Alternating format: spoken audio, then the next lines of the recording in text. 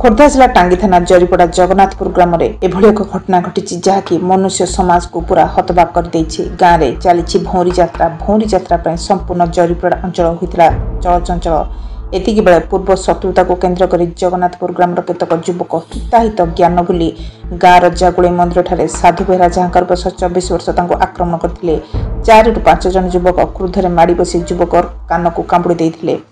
कान को छिंडाई कुकुर को देउथिले खंडिया कान छिंडा कान को उद्धार कले ग्रामवासी कान छिंडी युवक होइछथि गुरुतर अवस्था युवक टांगी गोष्ठी स्वास्थ्य केन्द्र में भर्ती पर भुवनेश्वर को स्थानांतरित कर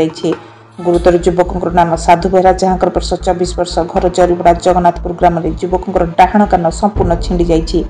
छिंडा कान को सुरक्षित रखी भुवनेश्वर को स्थानांतरित कर पार्वती बेहरा कौन है छी माडगड होइगिरी कान कामुड़ी छिड़ाई देही 4 जन मनुष्य से माडगड करिगिरी नाम